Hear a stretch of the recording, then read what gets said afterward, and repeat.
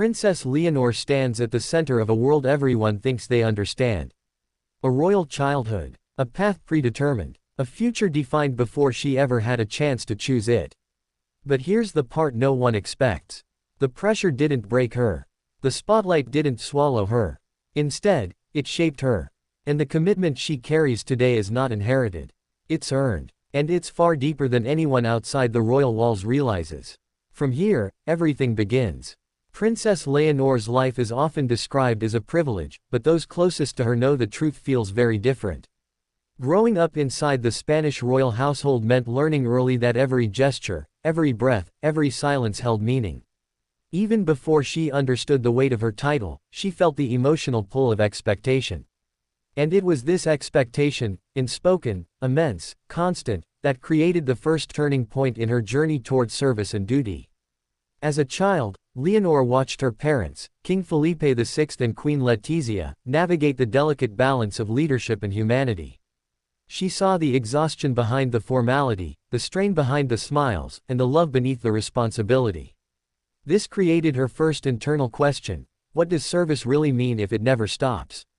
That question grew with her, shaping the way she saw her future. But here is where the loop begins. Understanding the meaning of service is one thing. Accepting a lifetime of it is something else entirely. In her early teens, the first shifts in Leonor's public role began. Events that once felt symbolic became real responsibilities. Speeches were no longer recitations, they were declarations. Appearances were no longer practice, they were commitments.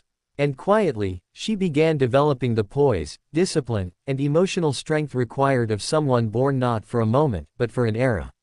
Yet even then, there was tension. Internal tension. Family tension. The tension between childhood and duty. Between instinct and obligation. Between the desire to be understood and the reality of being watched. The world saw a future queen.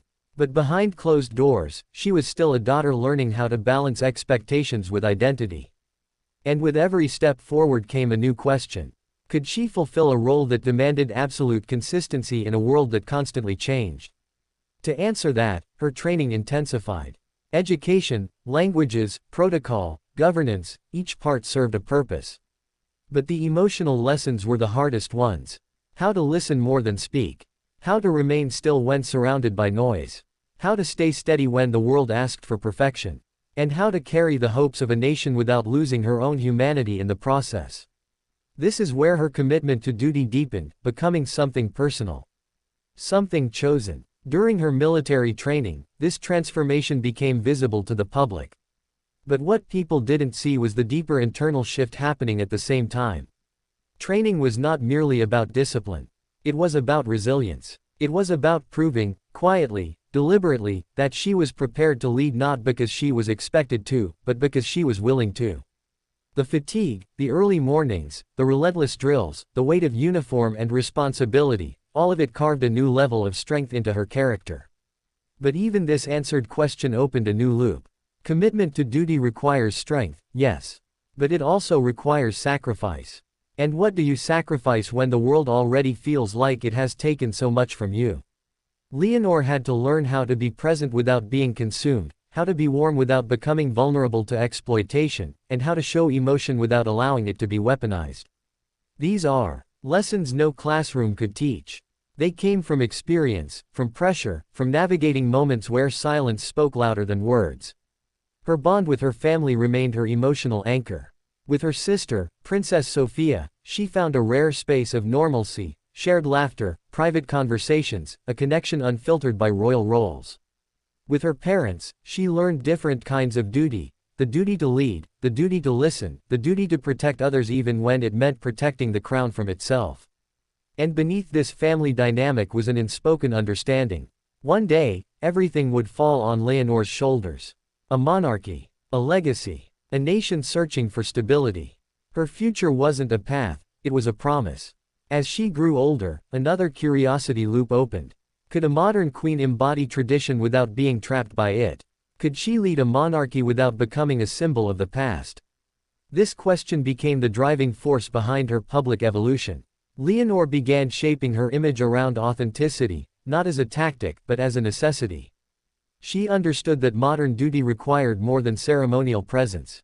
It required connection, transparency, humanity, and the courage to embrace service as a lifelong act, not a temporary obligation. Every public speech showed this shift. Her words carried weight not because they were royal, but because they were intentional. Her composure reflected not just training, but conviction.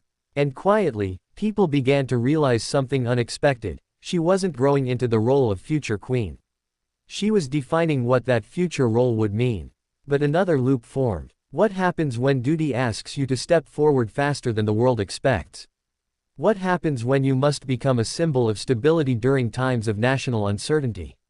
This is where Leonor's commitment became undeniable. She stepped into her role not with grandeur, but with grace. Not with dominance, but with dedication. Her presence at major national moments revealed her internal growth. She stood with confidence, not because she had no fear, but because she had accepted responsibility as a part of herself. And with each appearance, each speech, each gesture, she built a bridge between monarchy and modernity. But there's still one more question. One that keeps people watching. One that ties every loop together.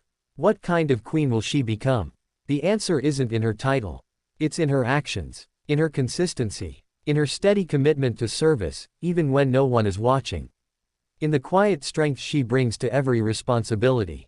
And in the authenticity that makes her relatable while she remains undeniably royal. Princess Leonor's story is not about a crown waiting for a head. It's about a young woman growing into her own purpose. Her commitment to service and duty is not a performance, it's a calling. And every step she takes, every choice she makes, every moment she shows up with grace and determination, brings her closer to the queen she is destined to become. Not because tradition demands it, but because her heart accepts it. And that is the true foundation of her future reign. If you want, I can expand this further, add more emotional depth, or build a full 39-minute version with even more loops, scenes, and narrative layers.